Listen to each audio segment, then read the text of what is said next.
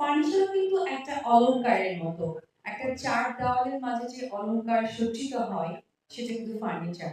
যেমন আমি আজকে শাড়ি পরেছি, জুয়েলারি পরেছি, একটা মানুষ হিসেবে নিজেকে সাজিয়েছি। ঠিক ওই রকম ভাবে যে একটা পিস লাইফ, একটা ঘুমানোর জন্য ফার্নিচার কিন্তু একটা বড় ভূমিকা রাখে।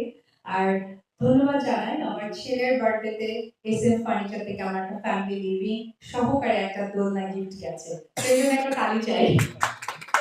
তো তারা এখানে কিছু অফার্স রেখেছে। আমি তো মনে হচ্ছে যে আমি ব্র্যান্ড অ্যাম্বাসেডর কিন্তু গ্রাহক হিসেবে কিছু জিনিস কিনে ফেলবো, কারণ নিশ্চিত পুরস্কার, যেমনটা স্ক্র্যাচ কার্ডের সাথে তারা নিশ্চিত একটা পুরস্কার থাকবে, এবং স্ক্র্যাচ কার্ডের মাধ্যমে যে পুরস্কারগুলো থাকবে আমি অ্যানাউন্সমেন্ট করে দিই। সেটি হচ্ছে নগদ 30,000 টাকা, নগদ 20,000 টাকা, নগদ 15,000 টাকা থাকছে।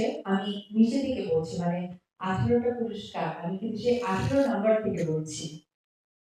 14 নম্বরে থাকবে নগদ 8,000, 13 নম্বরে নগদ 5,000 টাকা, 12 নম্বরে 3,000 টাকা, 11 নম্বরে থাকবে 1,000 টাকা, এবং 10 নম্বরে থাকবে নগদ 500 টাকা। আর এই সবগুলো পুরস্কার কিন্তু আপনারা ওই লটারি করে হবে না। আপনারা যখন কিছু পারচেজ করবেন তখন ইনস্ট্যান্ট আপনাদেরকে একটা স্ক্র্যাচ কার্ড দেওয়া হবে, যেটা বসে আপনারা কিন্তু এই পুরস্কারটা নিশ্চিত করবেন।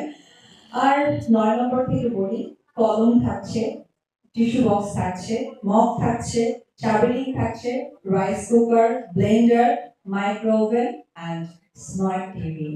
আর সব থেকে এখনকার সময় একদম কাঙ্ক্ষিত যে পুরস্কারটি, সেটি হচ্ছে গোল্ডেন নেকলেস সেট।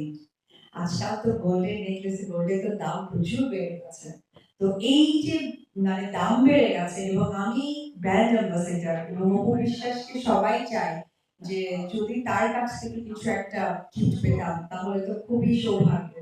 তো এই গোল্ডেন নেকলেসটা কিন্তু আমি যে সৌভাগ্যবান বা ভাগ্যবতী যারাই হবেন, আমি কিন্তু এটা তাদেরকে মেয়েরা হলে পরিয়ে দিব, ছেলেরা হলে হাতে উঠিয়ে দিব। তো এসএম ফার্নিচারের এত সুন্দর প্ল্যানিং এর জন্য আমি সাধুবাদ জানাই। আসলে ফার্নিচার আমাদের প্রত্যেকটা মানুষেরই নেক্স, তারপরেও উনি ইন্সপায়ার করার জন্য 25% ডিসকাউন্ট সহকারে স্ক্র্যাচ কার্ডের মাধ্যমে উনি গিফট মানে উপহার সামগ্রীকে কনফার্ম করেছেন।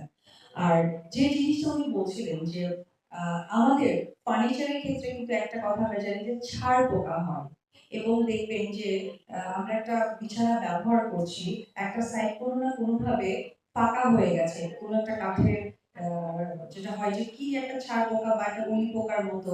তো এই বিষয়টাও কিন্তু তারা ইনশিওর করেছে। আমি কিন্তু তাদের সাথে অনেকবার মিটিং করেছি, কথা বলেছি এই কারণে, কারণ আমার কাছে মনে হয়েছে যে যেহেতু এখানে আমি 1 বছর তাদের সাথে ওয়ার্ক করবো, হয়তো বা আপনারা চাইলে আরো অনেক সময় ধরে, তো আমার যারা পরিচিত মানুষ বা আমাকে যারা ভালোবেসে এসএম ফার্নিচারে আসবে, আমি যেন ঠিক গুণগত মানটা প্রপারলি তাদের কাছে দিতে পারি। সো খুবই ভালো লাগছে, সবাই দোয়া রাখবেন।